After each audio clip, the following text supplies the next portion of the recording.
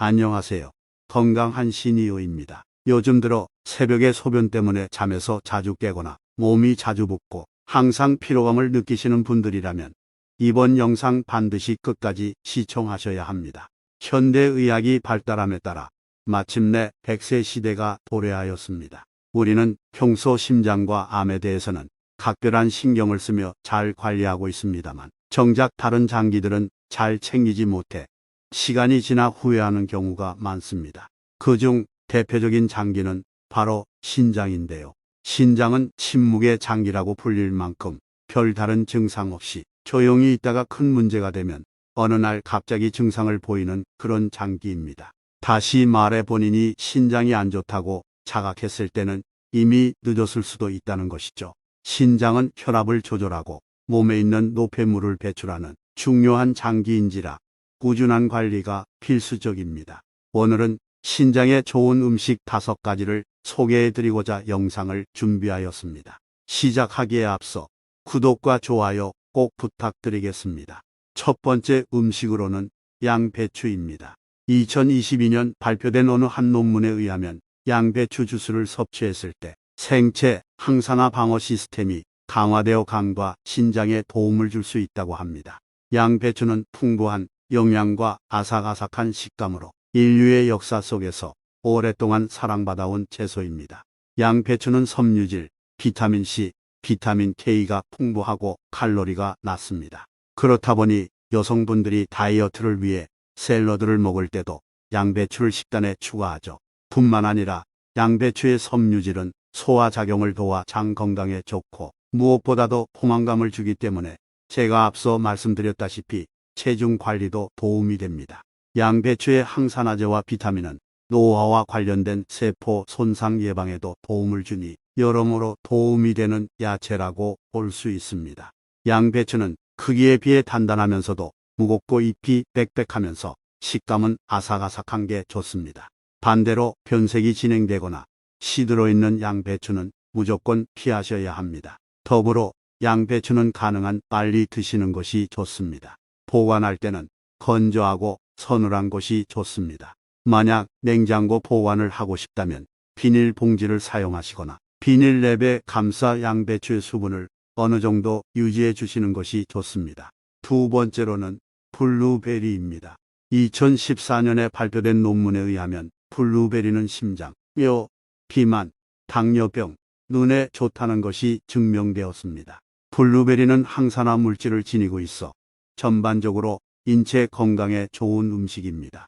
항산화 성분 외에도 건강을 유지하는 데 필수적인 식이섬유, 신체 조직의 복구와 성장을 도와주는 비타민C, 비타민 K, 망간 등 다양한 영양소가 골고루 포함되어 있습니다.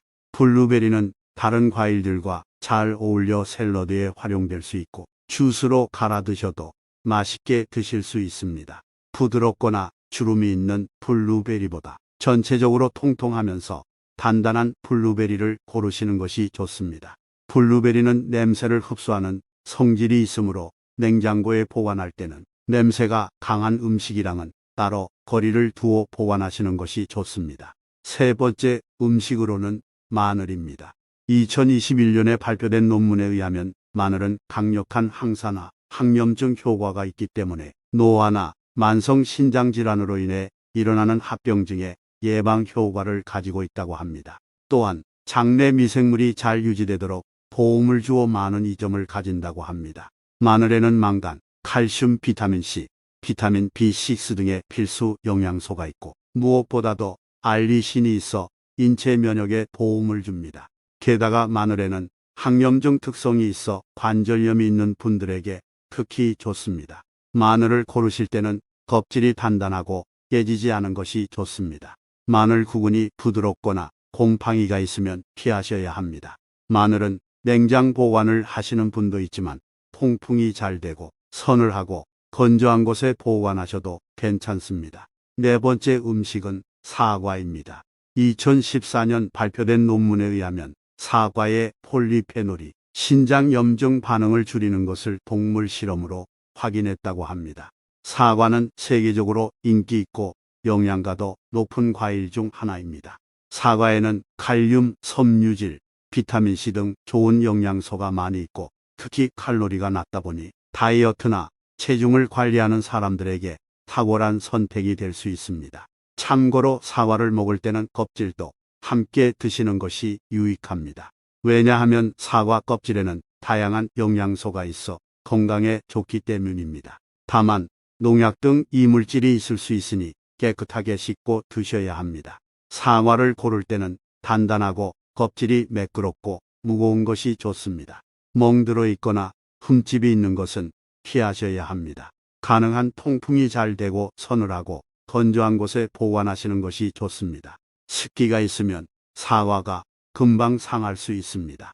마지막 음식으로는 라즈베리입니다.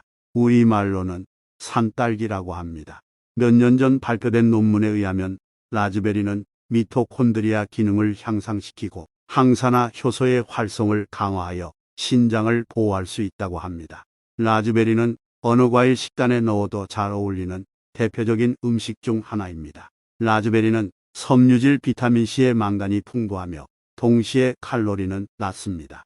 비타민C는 건강한 면역체계에 필수적이고 망간은 뼈 건강과 상처에 중요한 영양소입니다. 라즈베리를 선택하실 때 통통하고 단단한 밝은색 라즈베리를 고르시는 것이 좋습니다. 너무 부드럽거나 탁한 색의 라즈베리는 피하셔야 합니다. 라즈베리는 냉장고에 보관하실 계획이면 씻지 않고 그냥 보관하셨다가 드실 때 씻고 드시면 됩니다. 오늘은 이렇게 신장에 좋은 5가지 음식 양배추, 블루베리, 마늘, 사과, 라즈베리에 대해 알아보았습니다.